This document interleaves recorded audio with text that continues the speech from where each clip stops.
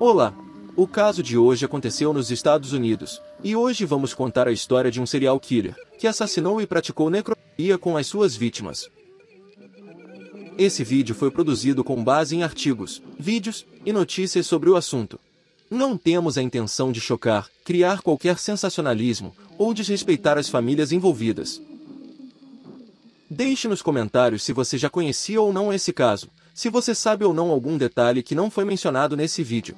E claro, você pode sugerir novos casos para trazermos aqui. Desde já agradecemos a sua atenção. No vídeo de hoje vamos falar sobre o caso de Ed Kemper.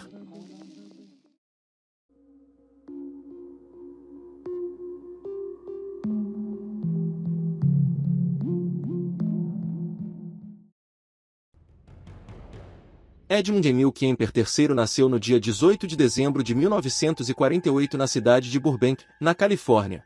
Ed Kemper, como era mais conhecido, foi um assassino em série necrófago americano que tirou a vida de 10 pessoas entre os anos de 1963 e 1973, incluindo membros da própria família. Ed era filho de Clarnell Elizabeth Stade Strandberger, que trabalhava em uma universidade, e Edmund Emil Kemper II, que era um veterano da Segunda Guerra Mundial.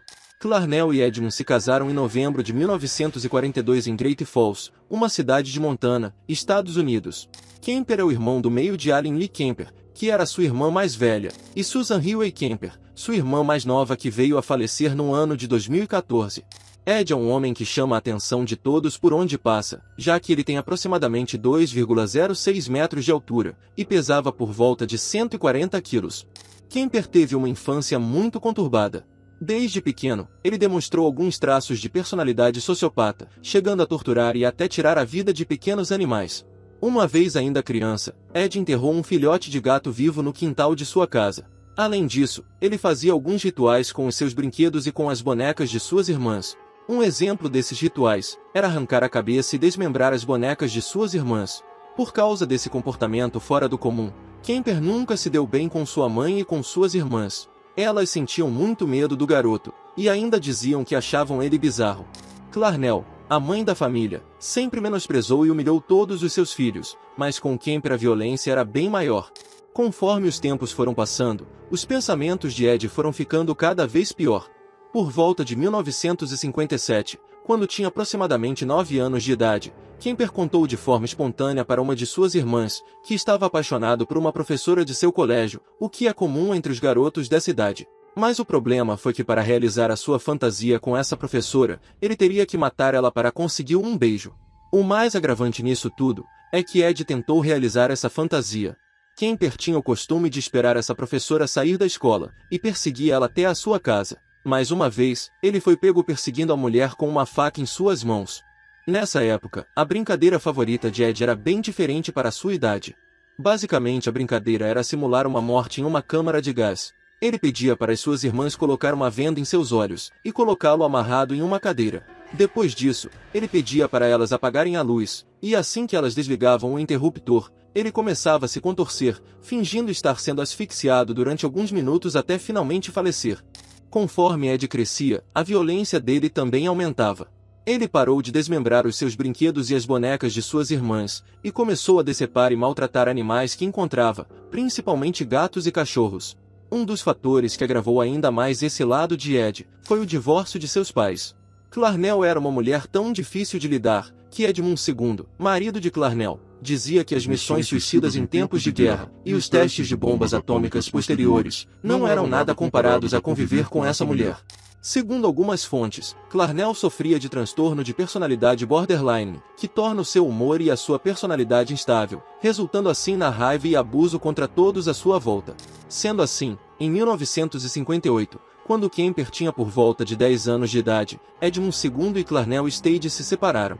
Clarnell ficou com a guarda de seus filhos e se mudaram para Montana, onde ela se tornou alcoólatra, e começou a se relacionar com uma série de homens que levava até a sua casa.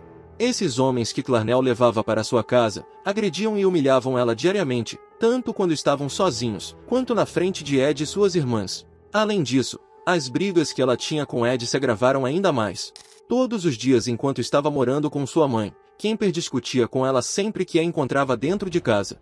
Durante essas discussões, Clarnell humilhava e menosprezava Ed, fora o fato de que ela se recusava a abraçá-lo desde pequeno, pois ela dizia que ele iria se tornar um homem afeminado. Durante essa nova vida, Clarnell ficou com medo do comportamento que Ed tinha, fora sua altura que foi ficando completamente fora do normal. Com isso, Clarnell tirou o garoto de seu quarto e o colocou para dormir no porão da casa somente com um colchão velho. E durante a noite, quando Ed estava dormindo, Clarnell ainda o trancava dentro do porão. Segundo o que Kemper conta em relação a isso, sua mãe teve essa atitude, pois ela temia que ele poderia agredir ou abusar dela ou alguma de suas irmãs. Por causa disso, Ed ficou ainda mais triste, porque enquanto as suas irmãs podiam chegar tarde em casa, dormir em seus próprios quartos e ter uma vida normal, ele tinha que chegar cedo em casa e ficar trancado no porão da casa. Ao longo da vida de Ed Kemper, houveram 2 momentos em que agravaram ainda mais sua insanidade. Uma vez, enquanto ainda era criança, uma de suas irmãs o empurrou para o meio da linha de trem, enquanto o trem estava vindo em direção a eles. Com sorte, nada aconteceu nem com ele nem com sua irmã. Outro momento que Ed quase morreu, foi quando ele tinha entre 8 e 9 anos de idade, e uma de suas irmãs o empurrou em uma piscina funda, fazendo com que ele quase morresse afogado. Paralelamente a todas essas dificuldades que Kemper tinha em sua vida pessoal, ele ainda tinha uma péssima vida escolar. Apesar de ser mais alto que a maioria dos adolescentes da escola, Ed tinha muito medo de ser agredido e ridicularizado pelos colegas de classe, fazendo assim com que ele fosse introvertido e sem amigos em todo o seu período de estudos. Uma vez, Kemper foi levado até um show de mágica que estava acontecendo em sua cidade, e teve uma apresentação que chamou muito a sua atenção.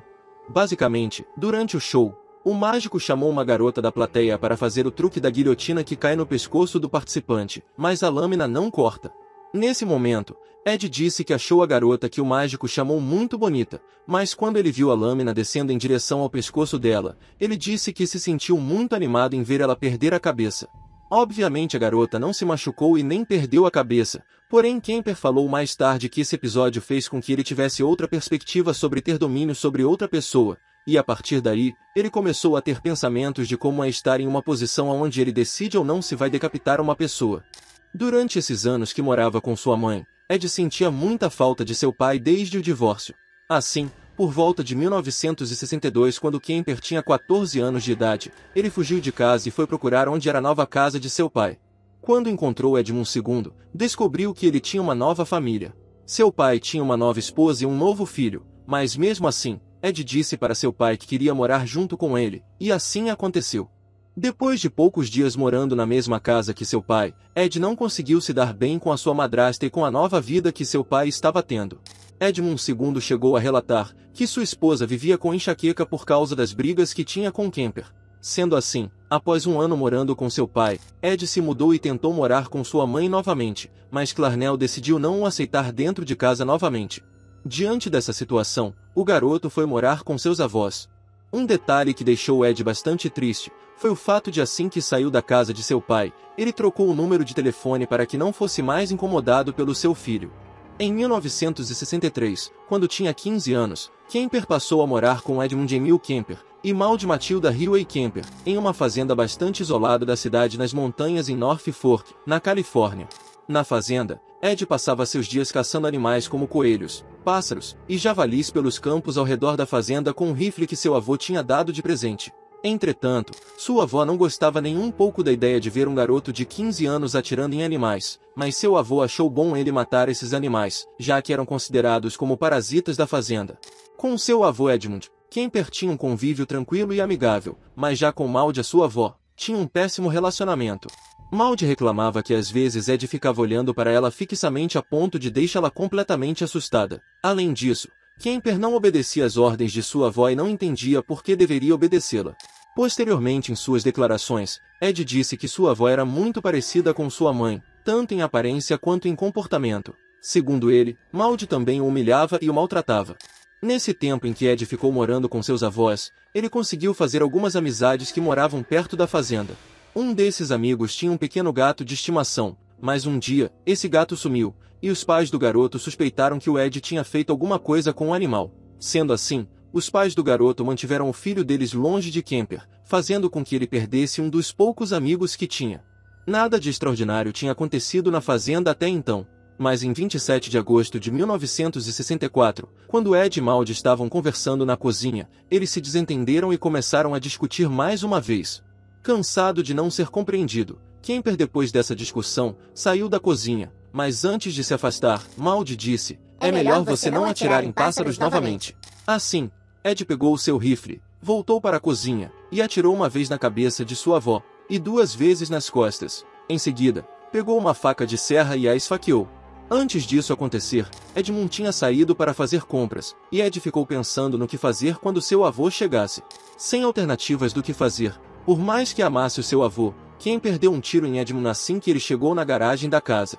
Ed fez isso porque imaginou que o idoso teria um infarto ao ver a sua esposa sem vida dentro de sua casa.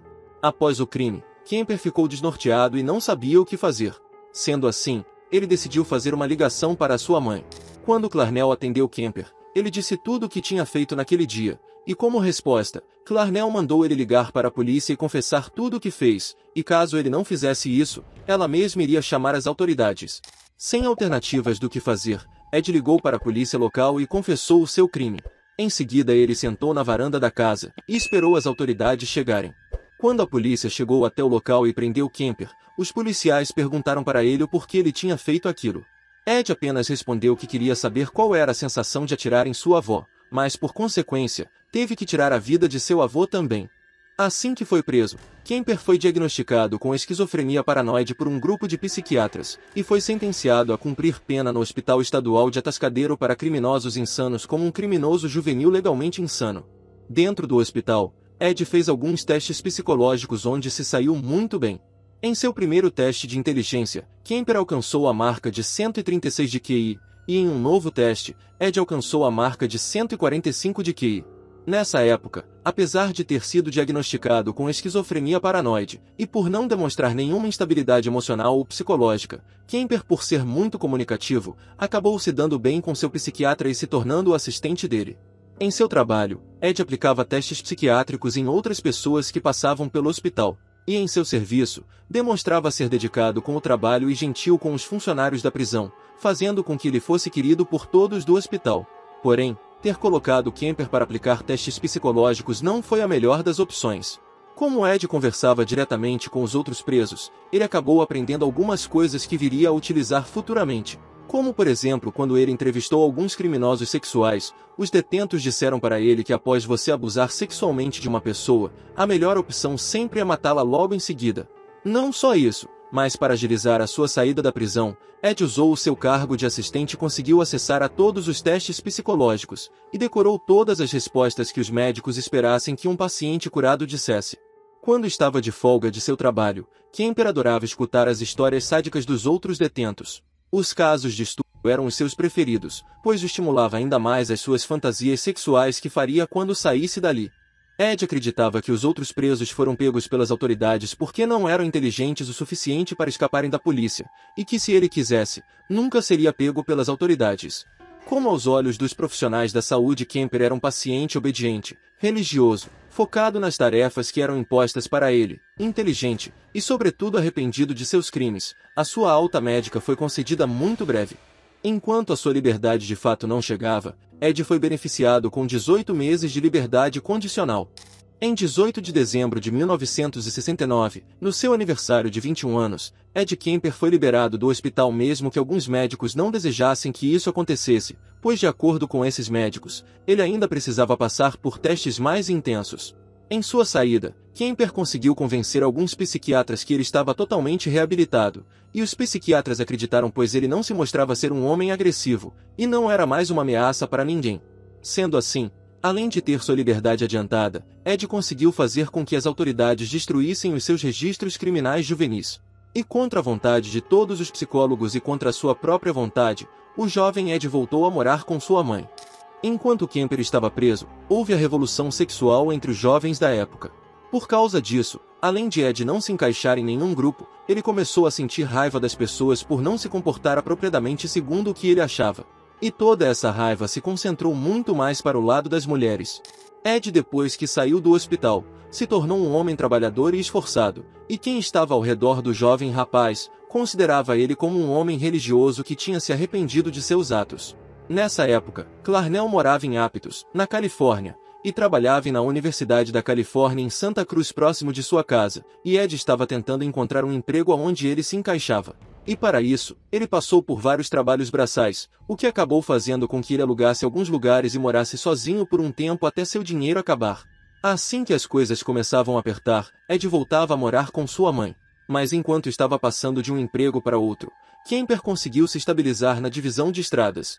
Durante um tempo ele alugou um apartamento na cidade de Alameda, e morava junto com um colega de trabalho. Enquanto ele estava morando nesse apartamento, Ed em seus depoimentos disse que era insuportável o fato de sua mãe não o deixar em paz. Ele disse que Clarnell vivia ligando para ele, e fazia visitas surpresas completamente desagradáveis. Mas chegou um momento em que Kemper teve algumas dificuldades financeiras, e voltou a morar com Clarnell, mas desta vez, ela estava morando em um bairro residencial em Santa Cruz, na Califórnia. Nesse período, Ed conheceu uma estudante da Turlock High School na praia de Santa Cruz, da qual ficou noivo em março de 1973. Mas o noivado veio a se findar, e posteriormente os pais da noiva pediram para que o nome da jovem não fosse revelado para o público. Por ser muito comunicativo e gentil, Ed fez amizade com vários policiais de seu bairro, pois tinha uma grande admiração pela carreira policial. O maior sonho de Kemper era trabalhar na polícia, mais especificamente na polícia rodoviária. Mas infelizmente, o seu sonho foi arruinado porque ele era alto demais para trabalhar como policial. Essa notícia o deixou bastante triste, mas para saciar o seu sonho de ser policial, Ed comprou uma moto muito parecida com a dos policiais. No entanto, dirigindo pela cidade, um carro veio em sua direção e bateu em sua moto. Nesse acidente, Kemper machucou gravemente um de seus braços. Rapidamente ele abriu um processo contra o motorista que bateu em sua moto, e conseguiu aproximadamente $15 mil de indenização. Com esse dinheiro em mãos, Ed decidiu vender os destroços de sua moto e comprar um carro. Assim como escolheu a sua moto, ele comprou um carro que também era parecido com o carro da polícia. Nesse momento de sua vida, Kemper começou a colecionar armas e facas, e carregar elas em seu carro. Quando Ed conseguiu um bom emprego e uma estabilidade financeira, ele acreditou que iria conquistar o respeito de sua mãe, mas ao invés disso, Clarnell continuava desprezando e humilhando seu filho sempre que podia. As brigas entre os dois era tão intensa, que todos os vizinhos da rua escutavam as discussões. Esses desentendimentos afetavam tanto a mente de Ed, que por 2 vezes ele caiu de sua moto enquanto estava dirigindo, e teve que ficar de licença de seu trabalho. Mas apesar de Kemper não se dar bem com sua mãe, com as outras pessoas ele tinha um bom relacionamento. Seu lugar favorito onde encontrava seus amigos, que na maioria eram policiais da cidade, era no bar Jury Room, que ironicamente ficava em frente a uma corte. Por volta de seus 22 anos, Ed equipou seu carro com um radiotransmissor, um microfone, e uma antena para ouvir os chamados da polícia. Com isso em mãos, ele sentiu que poderia finalmente viver o seu sonho de ser policial clandestinamente. Mas seu sonho tomou um rumo diferente por causa de um desejo que carregava dentro de si. Assim que equipou seu carro com esses dispositivos, Kemper passeava pela cidade observando as garotas e as mulheres. Em suas declarações, Ed disse que como não tinha muitas habilidades sociais, tanto pela criação de sua mãe, quanto por ter passado muito tempo dentro de um hospital psiquiátrico, ele disse que ficava observando as pessoas para entender um pouco como que os jovens da sua idade se socializavam. A partir daí, Kemper começou a treinar o seu lado social dando caronas para as pessoas, mas em sua maioria eram jovens mulheres. Nesse período, Ed se divertia dando carona, e se mostrava gentil, simpático, e levava as mulheres até o seu destino como combinado. Enquanto ele estava levando essas jovens, ele disse que estudava o comportamento delas. Com o passar dos dias, Kemper fez alguns ajustes em seu carro, tirou todo o equipamento policial, e começou a desenvolver algumas técnicas de como convencer essas mulheres a entrar em seu carro. Uma dessas técnicas era oferecer a carona, e em seguida olhar para o relógio e se perguntar em voz alta se daria tempo de levá-las até o seu destino, tentando se mostrar uma pessoa que não queria nada demais. Com isso até as pessoas mais desconfiadas aceitavam a carona e entravam no carro. Antes de começar a fazer atrocidades com mulheres, Ed Kemper deu carona para aproximadamente 150 garotas. Para finalmente satisfazer as suas fantasias, Ed armou todo o cenário para as futuras práticas delituosas. Além de ter retirado os equipamentos policiais, Kemper modificou a porta do passageiro para que só fosse possível abrir a porta do lado de fora do carro, além de começar a carregar sacos plásticos, cobertores, e as suas armas e facas no porta-malas do carro. Com tudo pronto, Ed Kemper foi em busca de vítimas para os seus crimes. Na noite de 7 de maio de 1972, Ed deu uma carona para duas garotas que estavam em Berkeley e tinham como destino a Universidade de Stanford. O nome delas eram Anita Mary Luchese e Mary Ann Pesky. As duas garotas tinham na época um pouco mais de 18 anos. Quando Kemper ofereceu ajuda para elas, Anita e Mary Ann ficaram muito felizes por conseguirem uma carona de volta para casa naquela hora da madrugada. Mas essa felicidade desapareceu quando perceberam que Ed não estava levando elas para os seus destinos. Assim que entraram no carro, Anita sentou-se no banco de trás do carro e ficou muito desconfiada de Kemper desde o começo dessa história. Ela ficava olhando para ele através do retrovisor, e Ed achava que ela de algum modo estava flertando com ele. Porém, Kemper não iria mudar seus planos por causa de um flerte. Assim que encontrou um lugar afastado, Ed estacionou o carro, pegou uma faca original Buffalo Skinner que ele estava escondendo debaixo de sua coxa, levou Mary Ann até o seu porta-malas, e tirou a vida dela com várias facadas. Em seguida ele voltou para o carro, e Anita perguntou o que estava acontecendo com Mary Ann. Kemper tentou esconder as suas mãos ensanguentadas, mas a garota percebeu, e assim que viu o que estava acontecendo, entrou em estado de choque e tentou sair do carro para ver o que tinha acontecido com sua amiga. Algumas fontes dizem que Ed tentou estrangulá-la, mas de fato, enquanto a garota estava saindo do carro, Kemper a esfaqueou usando muita força, mas a faca não conseguiu atravessar totalmente por causa do macacão que Anita estava usando. Assim, Ed tentou e conseguiu esfaquear a garota repetidas vezes até tirar a vida de Anita. Nesse processo de tirar a vida das garotas, Anita lutou contra ele, e Kemper, enquanto estava tentando cortar a garganta da garota, ele acidentalmente cortou a própria mão. Posteriormente ele foi ao médico, e o corte exigiu 3 pontos. Nos depoimentos, Ed disse que Anita o deixou fascinado, pois mesmo depois de ser esfaqueada algumas vezes no torso, ela ainda lutava contra ele, e que como ele já estava ficando cansado dessa batalha, ele resolveu atacar a garota 3 vezes no seu coração, e ainda assim ela lutava por sua vida. Assim, ele decidiu dar uma facada no olho esquerdo da garota, e por fim, cortar a sua garganta. Depois de ter tirado a vida das jovens, Kemper colocou os corpos das garotas no porta-malas do carro, e dirigiu em direção ao seu apartamento. Em um momento dessa viagem, ele foi parado por um policial. Nesse momento, Ed ficou muito nervoso pois poderia ser descoberto. Mas o policial parou ele porque seu carro estava com um farol do carro queimado. Sendo assim, Kemper foi rapidamente liberado e voltou a dirigir para o seu apartamento com os corpos. Quando chegou em casa, Ed esquartejou e dissecou os corpos das garotas, para saciar a sua curiosidade sobre os corpos humanos. Algumas fontes dizem que após desmembrar os corpos ele fazia sexo com os pedaços das vítimas, e que sua parte favorita era a cabeça. E segundo as suas próprias palavras, isso era bem comum. Mas de fato, após esquartejar as jovens, Kemper enterrou apenas uma das garotas, e a outra guardou como recordação. Com o ato finalizado, Ed ficou muito feliz com o que tinha feito, e sabia que ninguém iria suspeitar dele, acreditando assim que poderia repetir o crime novamente. E como planejado, após alguns dias depois de seu crime, foi encontrada uma cabeça numa floresta de Santa Cruz. Essa cabeça encontrada era de Mary Ann, e por mais que foi feita uma intensa busca, não encontraram nenhum vestígio de Anita. Em seus depoimentos, Ed disse que sempre voltava ao local onde enterrava os corpos das vítimas, pois ele considerava esses locais como um lugar sagrado, porque ele podia reviver o assassinato novamente, e quando fazia isso, ele sentia uma espécie de excitação. Segundo Kemper, quando concedia carona para as estudantes, logo ele saía da rota planejada, e caso as passageiras tentassem fazer alguma coisa, ele sacava algum tipo de arma e exigia que mais nada fosse dito. Ele também disse que costumava focar mulheres jovens, e após chegar a um local afastado, normalmente tirava a vida de suas vítimas sufocando, e logo em seguida as atacava com inúmeras facadas ou com disparos de revólver. Depois levava os corpos para sua casa onde examinava e aprendia um pouco mais sobre a anatomia humana, e depois dessa autópsia, fazia sexo com os corpos com ou sem cabeça, e em todas as etapas, ele tirava algumas fotos com a sua Polaroid. Quando as autoridades perguntaram para Ed por que ele decapitava suas vítimas e guardava a cabeça delas, ele respondeu que a cabeça é como se fosse um troféu. Se você tira a cabeça, o corpo morre. Sem a cabeça o corpo não é nada. Bom, isso não é verdade. Sobra muita coisa no corpo de uma menina quando ela está sem a cabeça. Não só isso, mas ele também guardava os objetos pessoais das vítimas como se fosse uma recordação.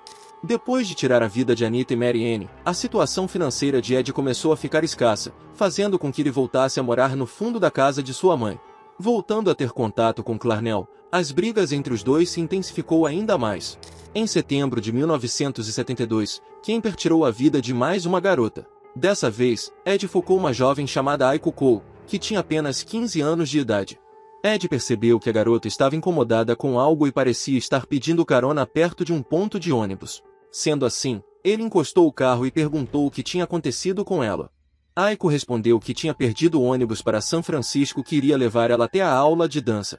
Com essas informações em mãos, Kemper ofereceu uma carona para a garota e seguiu o seu modus operandi, mas desta vez ele teve que improvisar. Ed estava dirigindo para um local isolado para tirar a vida da garota, mas quando ela percebeu que ele não estava levando ela para a aula de dança, Aiko começou a gritar e implorar para que ele parasse o carro.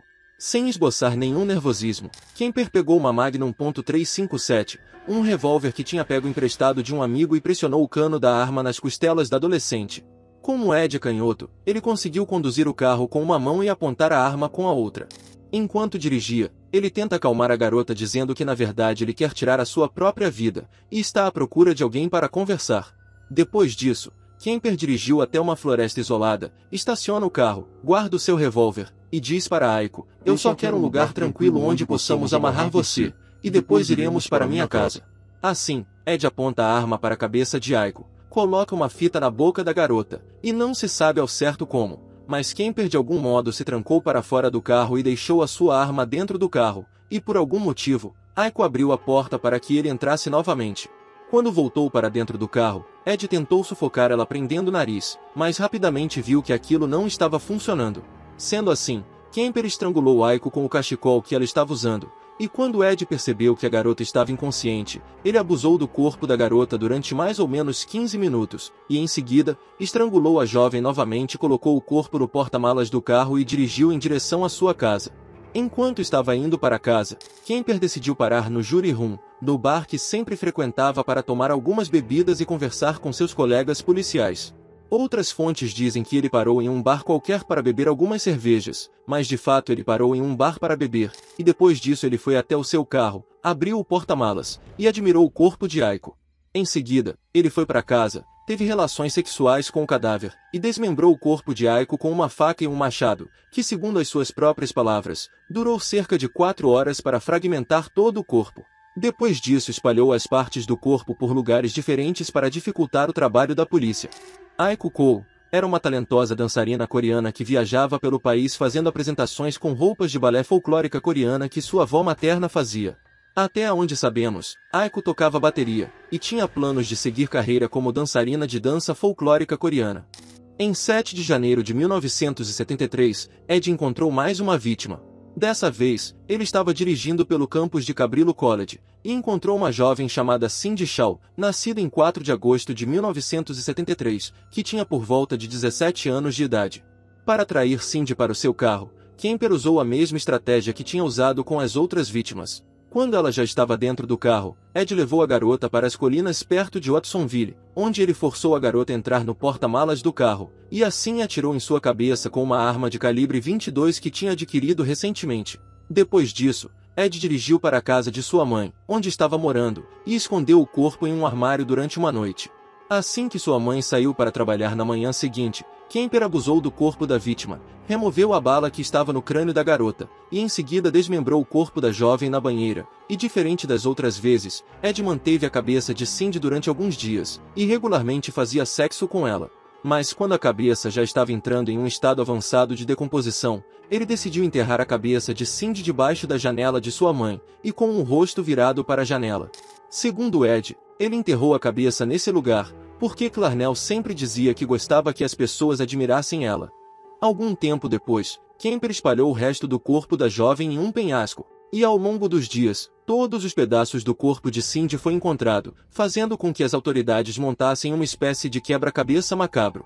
A única parte que eles não encontraram foi a cabeça, e um patologista disse que Cindy foi esquartejada com uma serra elétrica. Cindy Shaw era uma jovem que estava estudando no Cabrillo College para um dia se tornar uma professora ou uma policial.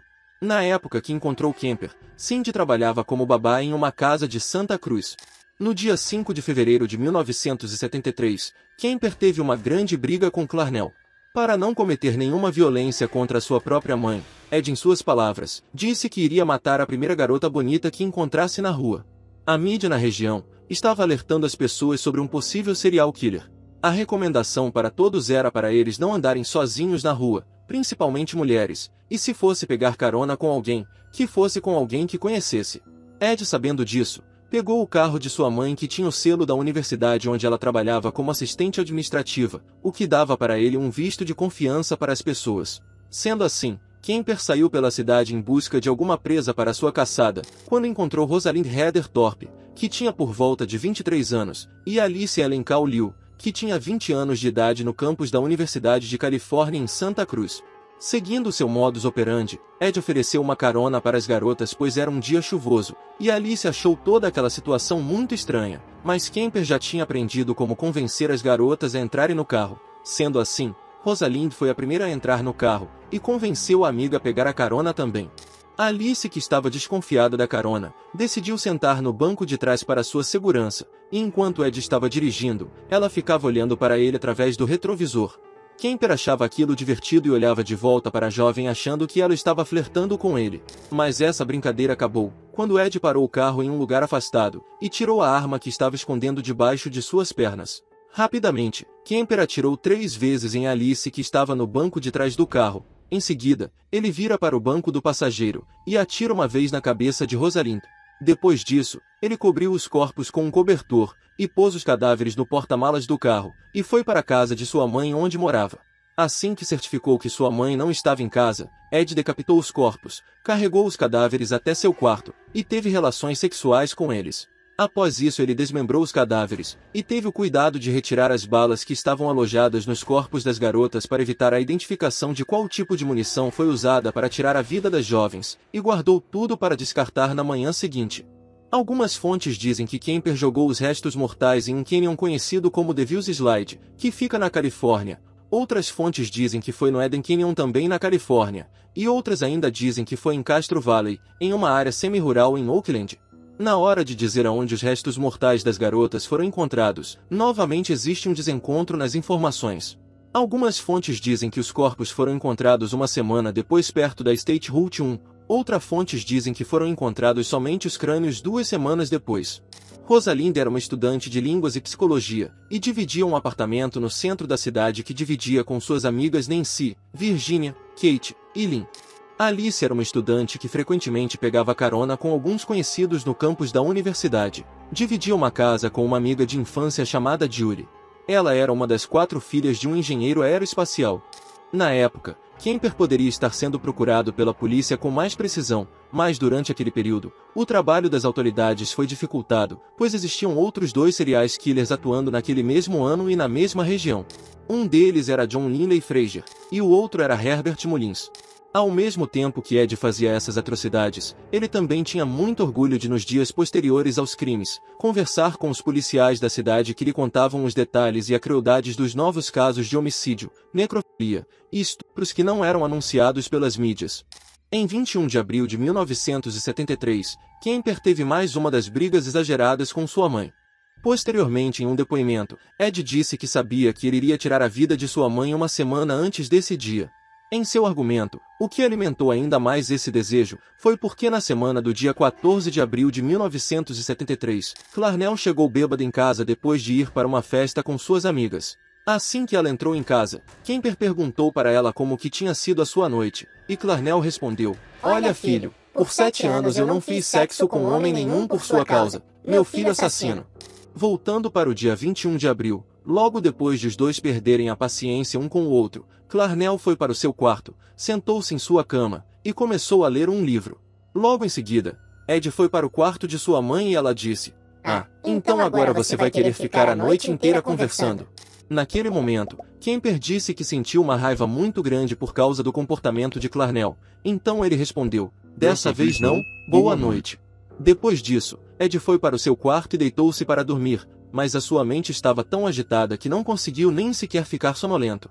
Assim, ele esperou até chegar próximo das 4 horas da manhã, saiu de casa, e pegou um martelo-unha e um canivete. Cuidadosamente subiu as escadas até o quarto de sua mãe, e ficou olhando ela dormir. Enquanto observava, Ed se perguntava se tirar a vida de sua mãe seria diferente de tirar a vida de uma mulher qualquer. Em suas declarações para as autoridades, Kemper confessou que queria que Clarnell fosse uma mãe melhor para ele e para suas irmãs, mas ele tinha certeza que isso nunca iria acontecer. Sendo assim, Ed pegou o martelo e acertou Clarnell na cabeça. A raiva que Kemper estava sentindo era tanta, que com um único golpe ela perdeu a vida. Segundo Ed, ele gostaria que a morte de sua mãe fosse o mais humilhante possível.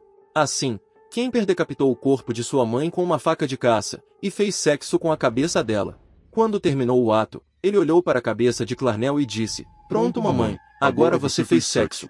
Depois disso, Ed colocou a cabeça dela na lareira da casa, e começou a praticar tiro ao alvo usando a cabeça de Clarnell como alvo. Algumas fontes dizem que ele foi para o seu quarto e atirou dardos usando um alvo comum. Mas de fato, depois de ficar alguns minutos atirando dardos, Kemper pegou a cabeça de Clarnell e tirou a língua e as cordas vocais dela para que ela nunca mais pudesse falar, pois segundo ele mesmo, essas eram as coisas que mais o machucou. Em seguida, ele colocou a língua e as cordas vocais em um triturador de pia, porque mesmo com Clarnell sem vida, ele ainda continuava a ouvir a voz de sua mãe humilhando ele. Algumas fontes dizem que depois de tudo isso, ele ainda pegou o crânio de Clarnell, e começou a falar tudo o que pensava dela.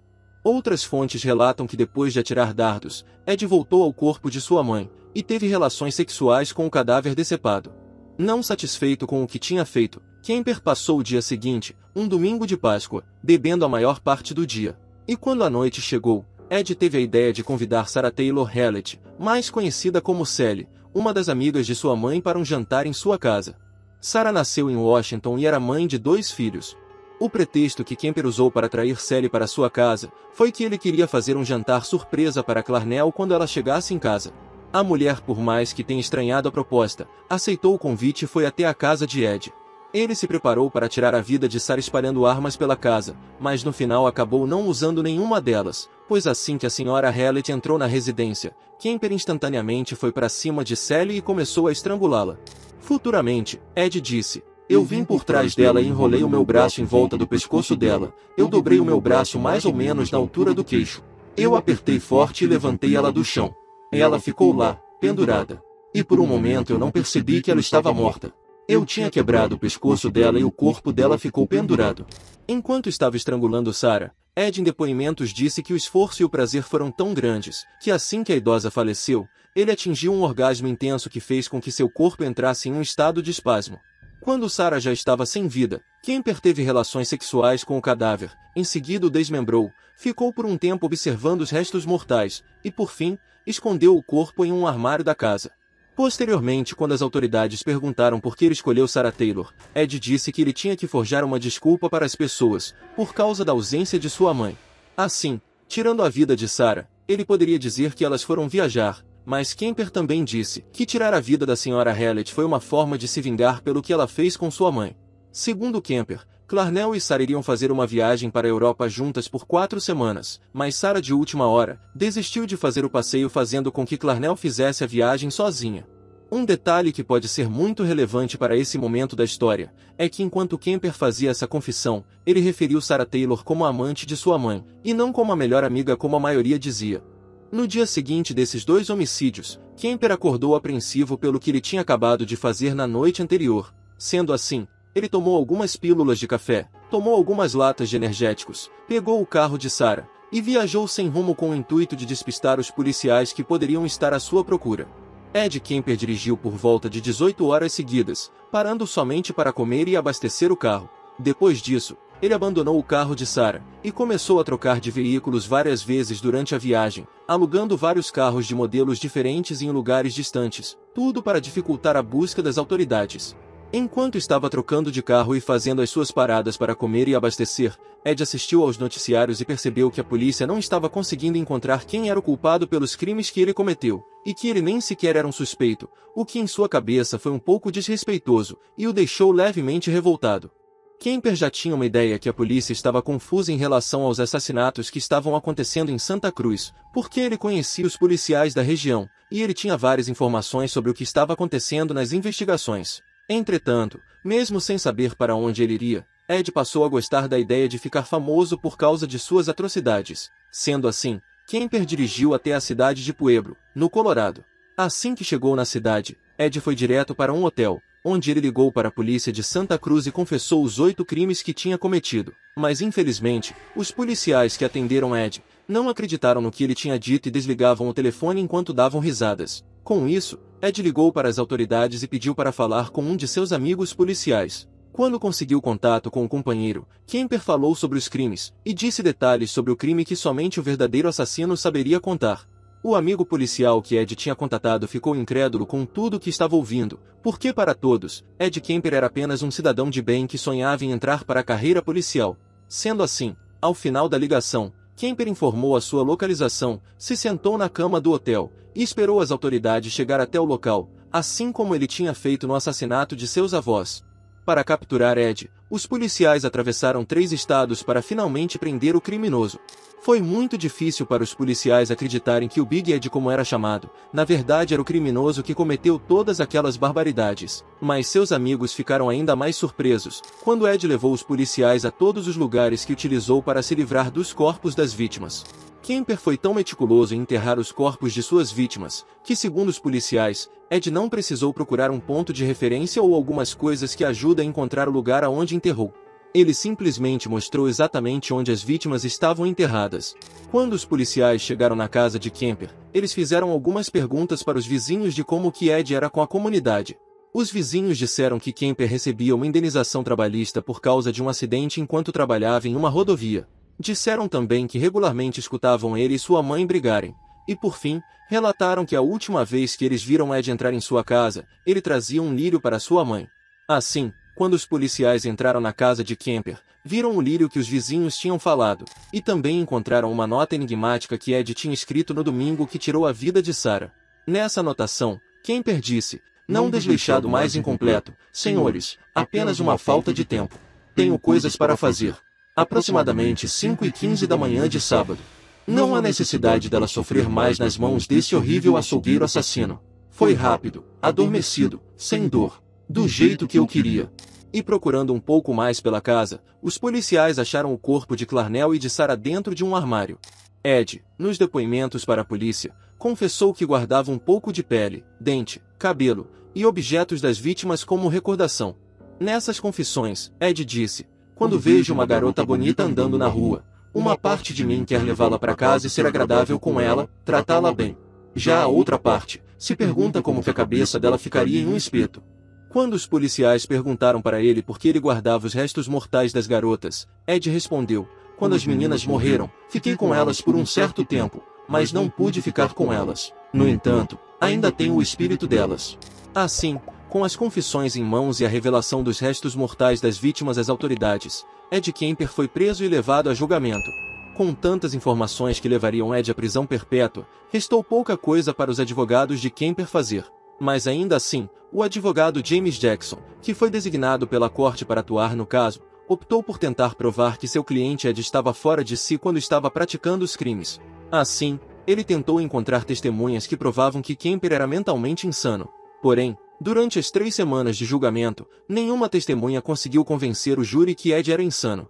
Mas para o azar de Kemper, o psiquiatra Joel Forte, um dos médicos que tinha entrevistado Ed no hospital psiquiátrico de Atascadero, ressaltou que mesmo quando era jovem, Kemper tinha uma forte obsessão por sexo e violência, e que além disso, ele tinha uma intensa carência de atenção, e Joel tinha certeza que caso Ed Kemper fosse solto, ele mataria outra vez. E ainda acrescentou dizendo que Ed não era paranoico, e mostrou todos os registros de Kemper de quando era mais novo. Algumas fontes dizem que durante esse processo de julgamento, Ed tentou se matar 2 vezes. Em 8 de novembro de 1973, após 5 horas de deliberação, Ed Kemper foi considerado são e culpado pelos 8 assassinatos. Ed pediu para as autoridades que recebesse a pena de morte por tortura. No entanto, a pena de morte tinha sido suspensa na Califórnia 1 ano antes, em 1972. Ao invés da pena de morte, Kemper foi condenado de assassinato em 1º grau em todos os homicídios, assim, recebendo 8 sentenças consecutivas de prisão perpétua. Depois de ser julgado, Ed disse que tudo o que ele queria em sua vida era ter matado a sua mãe. Seus assassinatos só aconteceram porque ele tinha um profundo ódio por Clarnell, e assim que ele tirou a vida dela, todo aquele impulso por matar tinha parado, mas que mesmo tirando a vida de sua mãe, ele ainda o amava. Assim que sua condenação foi finalizada, Kemper passou um breve período no California Medical Facility, uma prisão localizada na cidade de Vacaville, no estado da Califórnia. Mas depois de um tempo, ele foi encarcerado definitivamente na prisão de segurança máxima de Folsom, também na Califórnia, e é nessa prisão que Kemper permanece até os dias de hoje. Dentro da prisão, Ed concedeu diversas entrevistas para o Departamento de Investigação Federal, que ajudou muito a polícia e ao FBI entender como que os serial killers pensam. E não só isso, mas Kemper foi considerado por alguns agentes do FBI como uma das mentes criminosas mais inteligentes que eles já viram. Na opinião de muitas pessoas que estudaram o caso de Kemper, ele nunca seria preso se não tivesse tomado a decisão de confessar seus crimes para as autoridades policiais. Em uma dessas entrevistas, Ed disse que alguém lá fora que está assistindo a essa entrevista e ainda não matou pessoas, e se enfurece com esse sentimento e luta contra isso, ou tem muita certeza de que tem tudo sob controle. Essas pessoas precisam conversar com alguém sobre isso, confiar em alguém para falar sobre isso. Pensar essas coisas não é um crime, mas fazer essas coisas não é apenas um crime, mas é algo bizarro. Se essa pessoa começar, ela não vai saber quando parar, e não vai poder ser parado facilmente uma vez que começa. Atualmente, Ed Kemper está com 74 anos de idade, e é considerado como um preso modelo, não tem ou teve qualquer envolvimento com brigas ou discussões com outros detentos. Além disso, Ed teve vários trabalhos dentro da prisão. Alguns deles era narrar livros para cegos, agendar consulta com psiquiatras para outros detentos, traduzir livros para o braille, e até confeccionar copos de cerâmica.